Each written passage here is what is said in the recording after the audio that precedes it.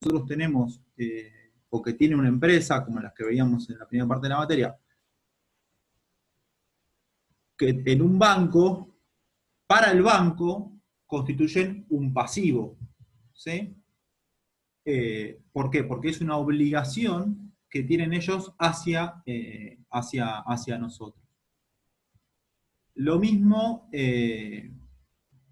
cuando esos depósitos son a largo plazo, digo, cuando esos depósitos tienen no el objetivo de resguardo del dinero, sino que tienen el objetivo de valorizar nuestros activos. Nosotros hacemos un depósito en un plazo fijo, no solo para que haya alguien que nos cuide el dinero, sino también porque tenemos como idea que ese plazo fijo nos dé algún tipo de ganancia. Bueno, ese plazo fijo, así como veíamos en la primera parte de la materia, que había una decisión de inversión de uno de los socios que decidía comprar acciones, y esas acciones se volvían parte del activo de la empresa, los depósitos en plazo fijo que hagamos nosotros o que quiera hacer una empresa van a constituir activos para nosotros, pero van a constituir un pasivo para los bancos comerciales.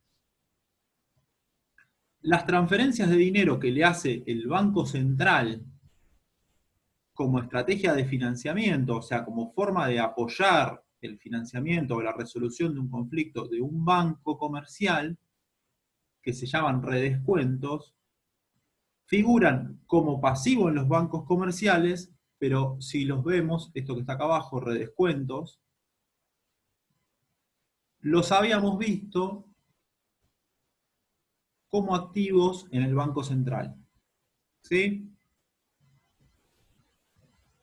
Entonces, nosotros tenemos que, cuando hagamos movimientos y hagamos ejercicios para ver los movimientos de dinero entre estos actores, tenemos que hacer seguimiento de esta cuenta, que se llama cuenta redescuentos, o de este concepto que se llama redescuentos, para poder identificar que cuando se modifican esos redescuentos en el Banco Central, probablemente también se modifiquen esos redescuentos en los bancos comerciales.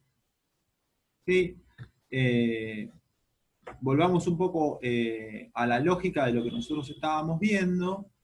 En este caso, nosotros cuando hacíamos los ejercicios desde la empresa, estábamos mirando el funcionamiento de una única unidad, ¿no? La unidad que analizábamos era la empresa, entonces mirábamos al interior de la empresa, mirábamos el libro diario y veíamos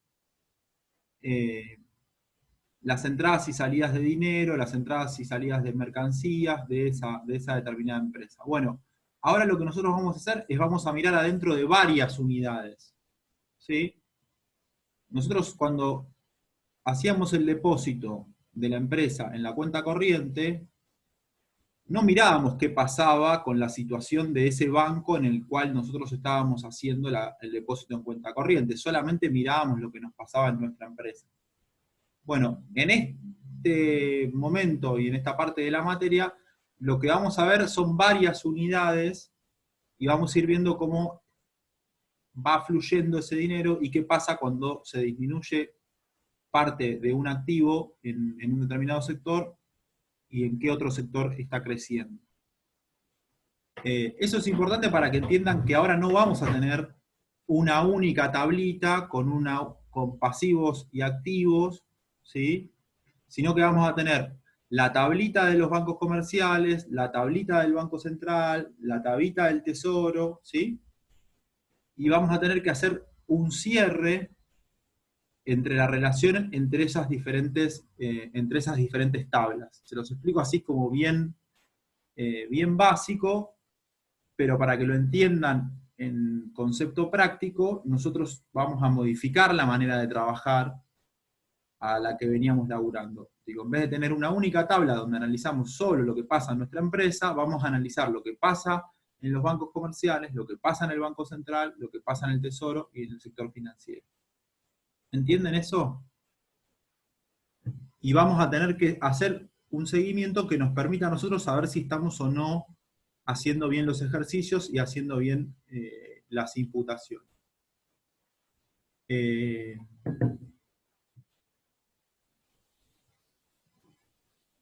Esto ya lo habíamos mencionado, pero bueno, digo, los pasivos de los bancos comerciales, los depósitos a la vista y los plazos fijos, y los redescuentos del Banco Central, que son préstamos que recibe los bancos comerciales de parte del Banco Central. Una forma de poder entender la mecánica de por qué los depósitos nuestros y a plazo fijo y a corto plazo en los bancos comerciales son un pasivo, es pensarlo como si nosotros le estuviéramos prestando plata al banco. ¿Sí?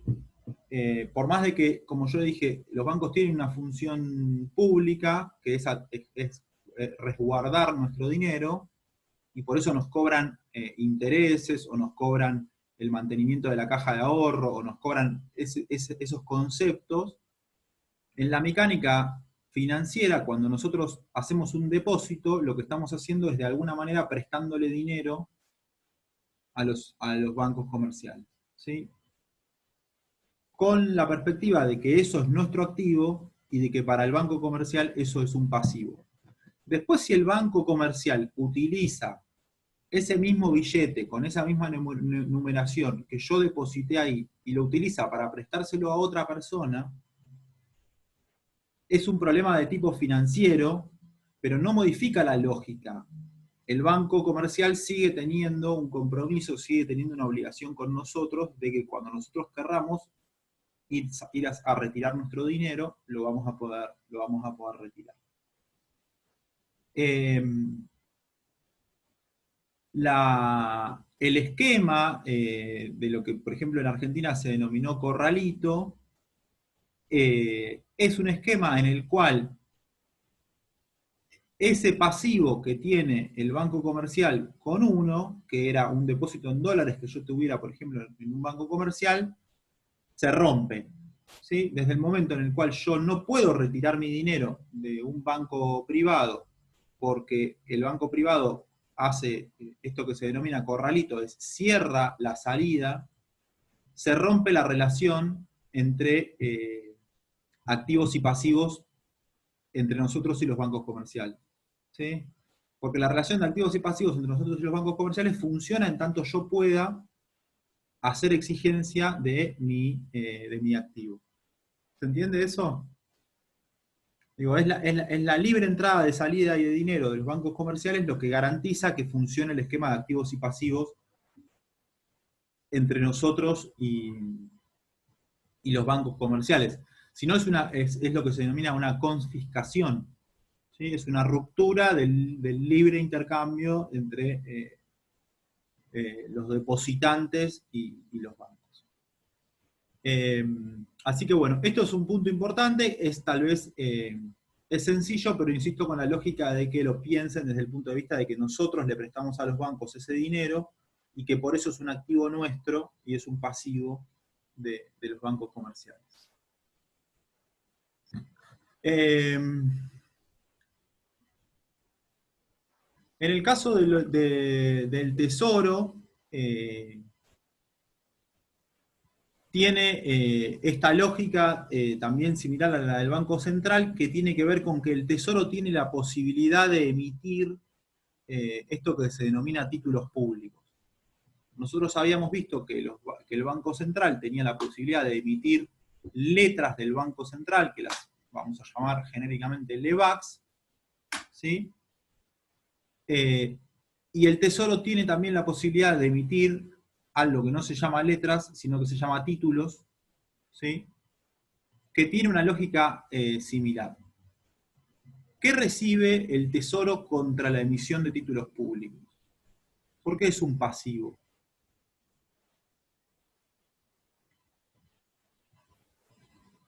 Chicos, ¿están ahí?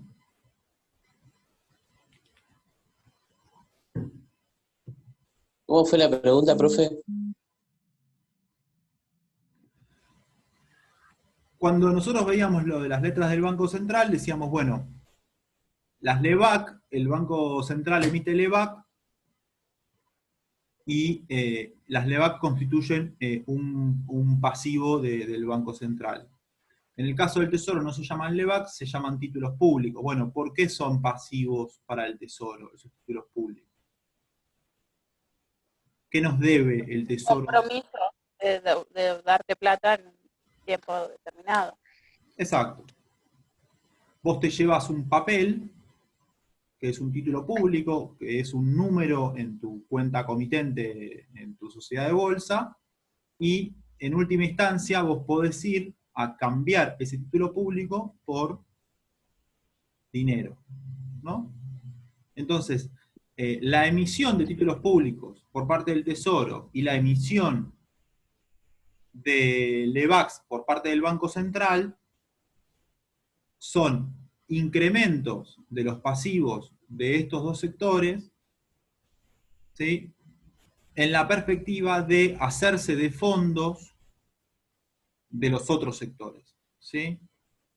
En la medida que el Tesoro emita más títulos públicos y el Banco Central emita más letras del Banco Central, va a poder absorber mayor cantidad de dinero, ¿sí?, pero va a incrementar su pasivo con aquellos sectores que se lleven esos títulos o esas letras. ¿Sí? La relación es tan compleja que la emisión de los títulos públicos y la emisión de LEVACs puede ser entre estos propios sectores. O sea, el Banco Central puede tener títulos públicos del Tesoro y esos títulos públicos constituyen activos del Banco Central y constituyen pasivos del Tesoro, ¿sí? Y los bancos comerciales pueden tener letras del Banco Central que constituyen activos de esos bancos comerciales y constituyen un pasivo del Banco Central. ¿Se entiende?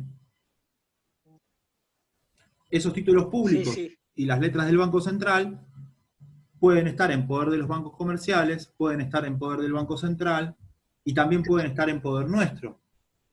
¿Sí?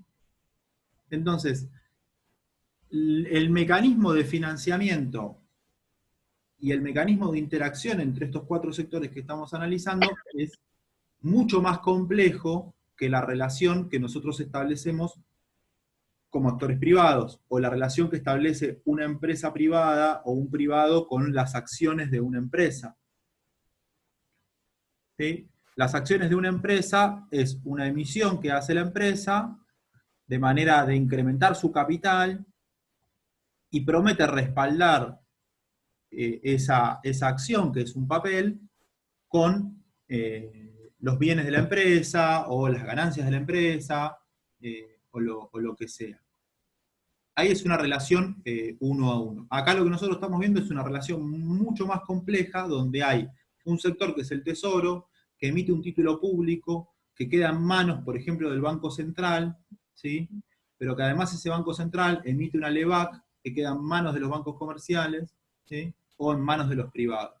Entonces hay una cadena, ¿sí?, de compromisos y una cadena de financiamientos entre tres sectores centrales: el Tesoro, el Banco Central y los bancos privados. ¿Sí? Eso también se puede usar para regular la liquidez, ¿no, profe? Claro, exactamente.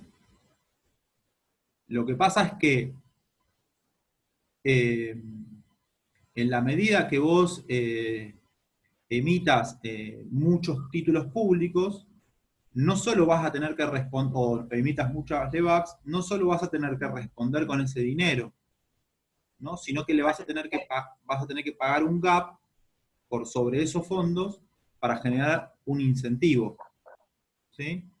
Porque los mecanismos de financiamiento entre el Tesoro y el Banco Central, y entre el Banco Central y los bancos comerciales o nosotros, no son compulsivos, ¿sí? O sea, hay otros, o sea, puede haber otro tipo de experiencias económicas donde es compulsivo eso. Se retira dinero de la economía y te dan un papel de manera forzosa.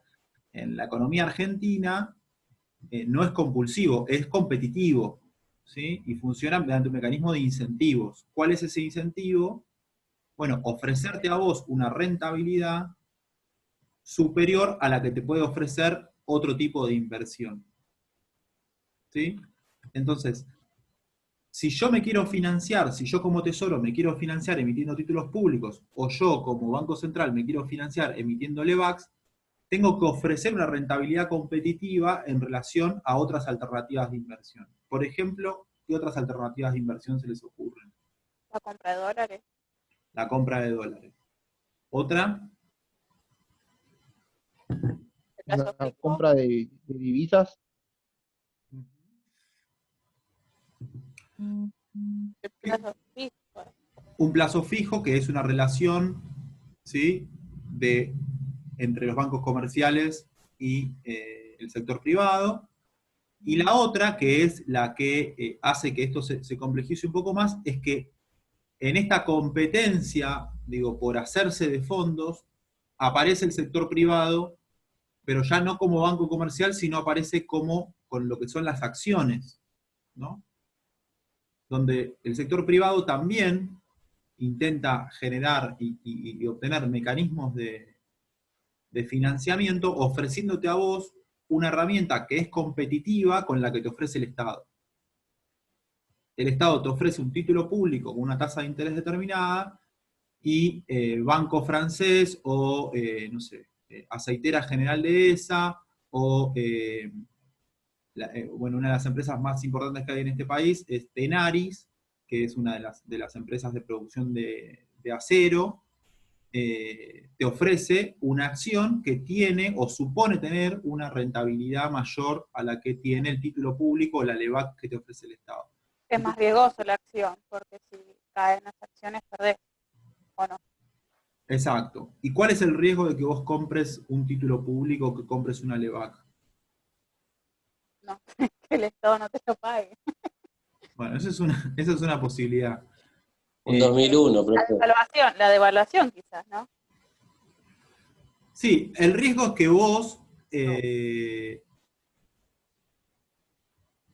o sea, que ese activo que vos adquirís, que es un título público o es una LEVAC, tenga un rendimiento por debajo de otras alternativas de inversión. ¿Sí?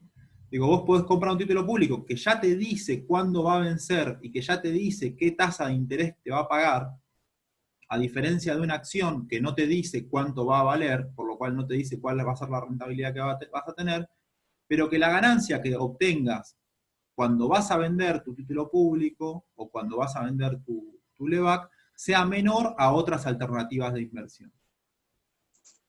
Profe, igual Sí. el último tiempo con el tema de los bonos que habían comprado antes de que se ¿cómo se llama? Impongan el bono el impuesto solidario al dólar.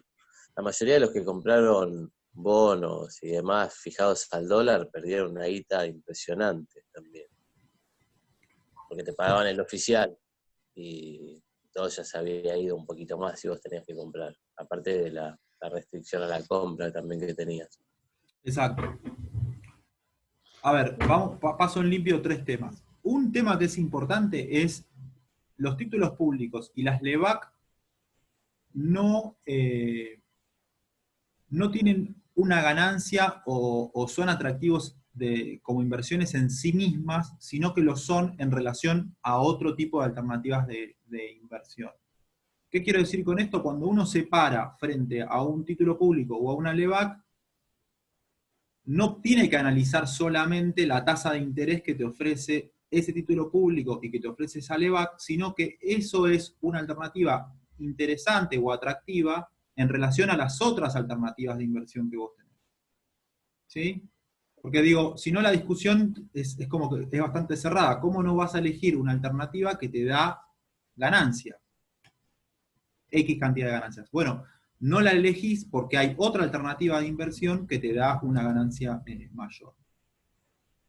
El otro punto es, el Tesoro y el Banco Central no pueden hacer abuso de estas herramientas porque necesitan, para ser competitivas, ofrecer alternativas de rentabilidad altas, porque si no yo no voy al bono del Tesoro y no voy a la LEVAC, sino que voy al dólar, o voy a la construcción, o voy a las acciones.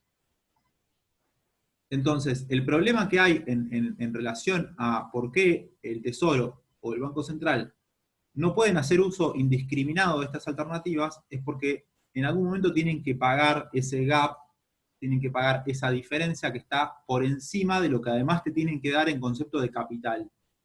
¿Sí? ¿Se entendió? Sí, sí. Bueno. En el caso de los títulos públicos, hay otro actor que también tiene la posibilidad de comprar títulos públicos, que es el sector privado extranjero. ¿Sí? Entonces, cuando hay una emisión de títulos públicos de parte del Estado, el Estado no solo, y el Tesoro no solo establece una relación de pasivo con los que vivimos en la Argentina, sino que también puede establecer una relación de pasivo con los que viven en el exterior. Entonces, la emisión de títulos públicos, que se llama, o que se puede denominar como emisión de deuda, puede tener una complejidad aún mayor si yo ese título público lo emito en moneda extranjera. Porque no solo tengo el problema que hablábamos recién, de que tengo que salir a cubrir ese gap, que es la diferencia o es la rentabilidad que tiene el título público, sino que además tengo que salir a cubrirlo en una moneda extranjera, por lo cual la complejidad es doble. ¿Sí? Nosotros habíamos visto que había una cuestión que se llamaba diferencia cuantitativa, que tenía que ver con las cantidades, y había una diferencia que tenía que ver con una diferencia cualitativa, que tenía que ver con la calidad o la cualidad de esa deuda.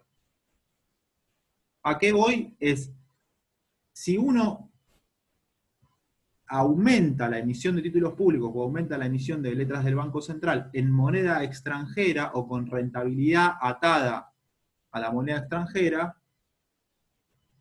es una cosa, y si uno aumenta la emisión de títulos públicos y de letras en moneda nacional, es otra. ¿Sí? ¿Se entiende? Porque tiene distintos tipos de riesgo. En términos de coyuntura, el gobierno que estuvo desde el 2015 hasta el 2019, una de las características que tuvo fue que modificó cualitativamente la composición de la deuda. ¿Qué es modificó cualitativamente la composición de la deuda? Emitió títulos públicos en moneda extranjera para hacerse de dólares, ¿sí? Y modificó la deuda, entonces la deuda hoy es cualitativamente distinta a la deuda que había anterior, porque es en dólares. Lo mismo pasa con la provincia de Buenos Aires. Entonces, los mecanismos de financiamiento son diversos, pero ojo que no es lo mismo si es en dólares que si es en pesos. ¿Se entiende? ¿Por qué no es lo mismo? Porque para pagar un título público emitido en dólares, yo necesito dólares. Y como Argentina no es el país que emite dólares, sino que el país que emite dólares es Estados Unidos, yo necesito financiarme y conseguir esos dólares de otro tipo de lugares. Entonces, si uno tiene una deuda en dólares, probablemente establezca restricciones al dólar para el sector privado. ¿Se entiende? Eso no explica la totalidad de la situación actual, pero sí explica una parte. El hecho de que uno pueda comprar solamente $200 por mes está asociado con que la composición de la deuda externa argentina está asociada al dólar, entonces el Estado necesita regular y hacerse de la mayor cantidad de dólares posible para poder salir a cubrir esa deuda. ¿Se entiende ese concepto? Digo, ¿cuáles son las implicancias que tiene la modificación cualitativa de la emisión de títulos públicos? Entonces anótense y ténganlo presente que hay varios problemas asociados a la emisión. Primero, que compito con otros tipos de rentabilidad, como las acciones, como la inversión en construcción, o incluso la divisa, que no puede ser indefinida porque yo siempre tengo que pagar un gap, y que no es lo mismo si la emisión en títulos públicos, si la emisión en LEVAC es en moneda nacional o es en moneda extranjera. ¿Sí? ¿Me siguen más o menos? Sí, profe. Sí, profe. Sí, sí.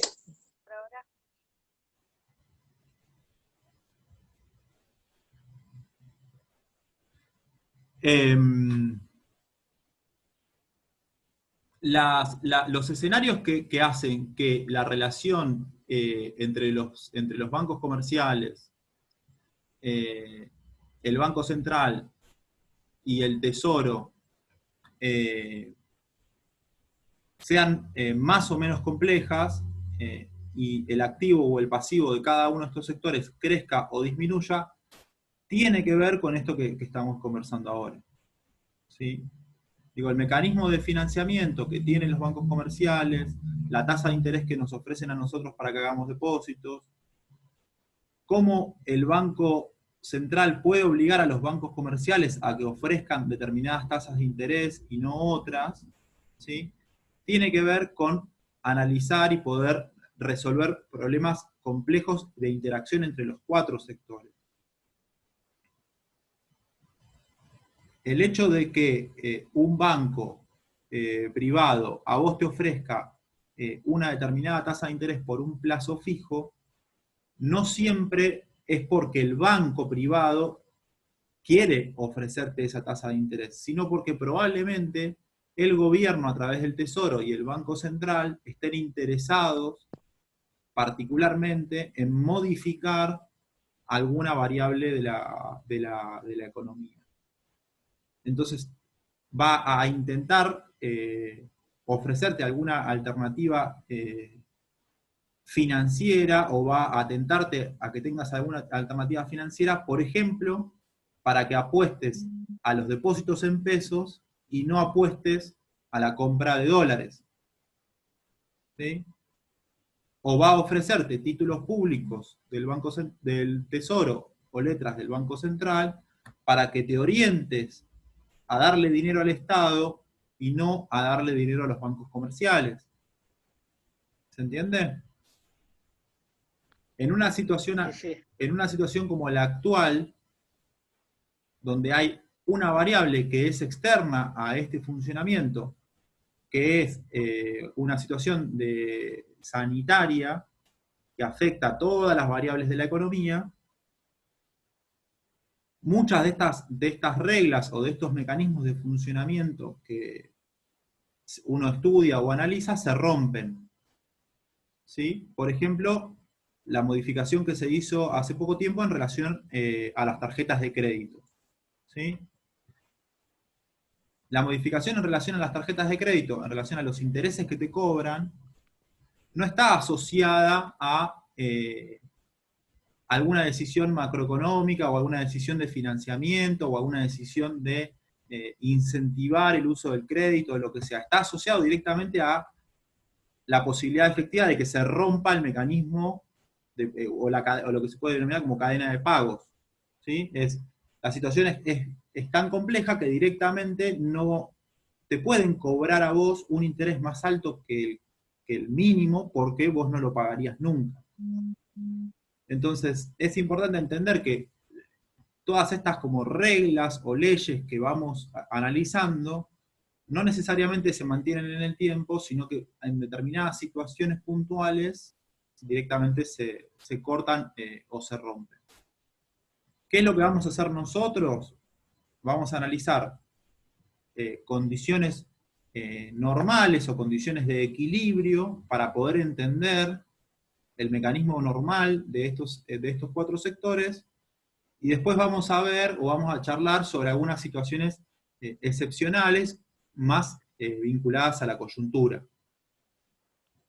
Pero bueno, vamos a primero hacer como un análisis más conceptual, como el que hicimos hoy, tratar de entender más o menos cómo se comporta cada uno de estos actores, qué implica el pasivo y el activo de cada uno de estos sectores, para después aplicarle situaciones que son más de coyuntura y que no son situaciones tan habituales. ¿Sí? ¿Se entiende? O sea, quiero decir que no necesariamente el Tesoro o el Banco Central o los bancos comerciales ofrezcan determinadas alternativas de rentabilidad porque necesiten competir con otros sectores, sino que a veces no pueden ofrecer alternativas de rentabilidad porque la situación que hay hace que tengan que solamente garantizar lo mínimo. Entonces no siempre funciona la lógica de las leyes o de las aplicaciones más conceptuales y más básicas, sino que hay otras situaciones que modifican esta correlación. Les muestro, para que ya lo tengan identificado. Un segundo.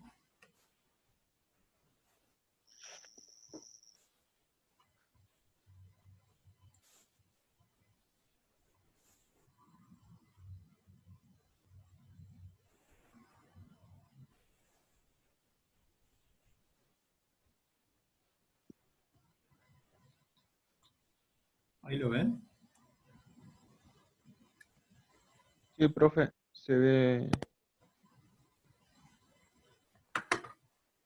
En el desarrollo de la unidad 5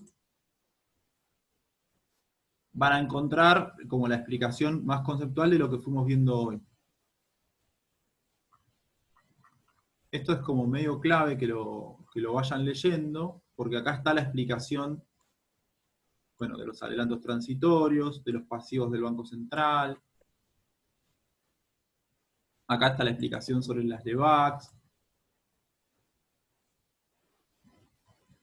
Y lo que les quería mostrar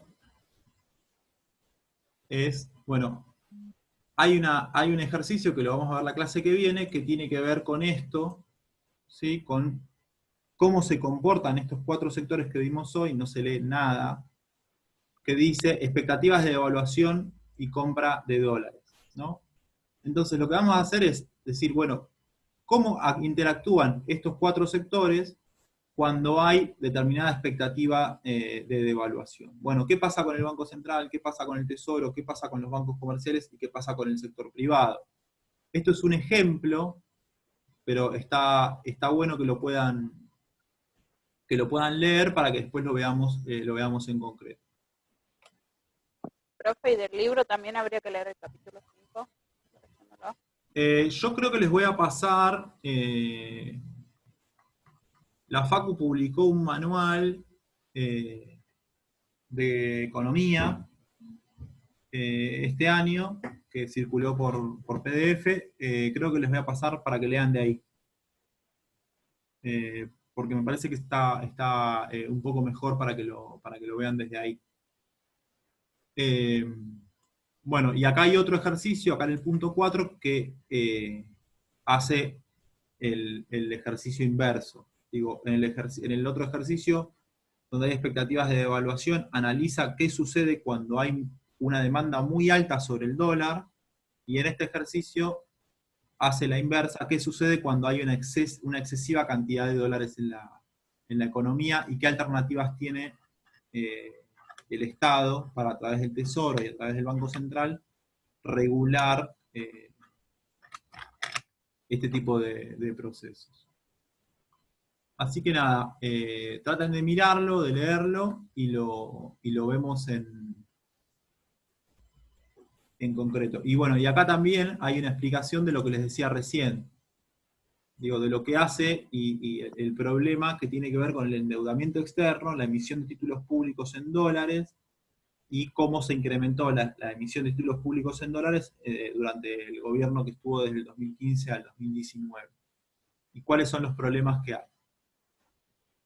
Les muestro esto que está acá para que ya se den una idea de lo que les comentaba hoy, que nosotros vamos a trabajar con más tablitas que las que trabajábamos en la primera parte, ¿sí? Porque nos interesa ver qué pasa con los adelantos transitorios del Banco Central y del Tesoro, ¿sí? Qué pasa con los depósitos a la vista, y qué pasa con las cuentas corrientes del Banco Central y de los bancos comerciales, ¿sí? Entonces, ya no vamos a trabajar en una sola, como trabajábamos cuando analizábamos el sector privado, sino que vamos a analizar distintos sectores en su interrelación entre sí, ¿sí? con los conceptos que vimos, que vamos a ir viendo. Son mucho menos, digo, no es como nosotros veíamos en el libro diario que había, no sé, 15 cuentas distintas. Acá son mucho menos, pasa que es mucho más compleja la interrelación. Pero en términos prácticos lo que uno hace es algo similar a lo que hacíamos, que es ver los movimientos de los activos y los pasivos, pero viendo qué pasa en un sector, cómo impacta en el otro sector. Así que bueno, nada, esto se los voy a subir para que lo vean, y bueno, la idea acá es que tengamos la clase que viene y algún poquito más, y ya, bueno, esta parte de lo que tendría que ver con los 4 sectores de la economía financieros, la cerremos. Y después vamos a ver lo que tendría que ver con las cuentas nacionales, ¿sí? Que para eso sí hay otra bibliografía, y eso empieza en la unidad 6, así que eso también sépanlo. La unidad 5 lo que busca hacer es como una especie de transición entre lo que vimos en contabilidad privada, en lo que vimos en la contabilidad privada en la primera parte, y lo que son las cuentas nacionales, ¿sí? Para ver cuáles son los elementos conceptuales que nos podemos traer, cómo podemos analizar el funcionamiento de estos sectores, y después vamos a hacer un análisis de las cuentas nacionales. En las cuentas nacionales trabajamos con el sector privado, trabajamos con el sector externo, trabajamos con el Estado, trabajamos con los impuestos, ¿sí? Trabajamos con la seguridad social, ¿sí? Trabajamos con la distribución de la riqueza y con ese tipo de conceptos.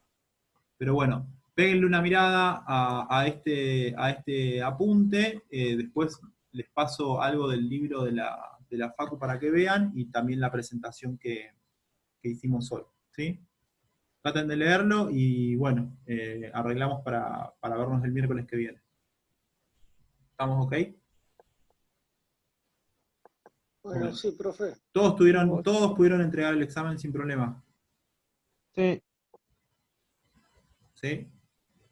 Profe, yo me di cuenta después de mandarlo que hubo una cuenta que me apareció ref y no me sumó porque me tomó otra celda, pero el total me dio igual.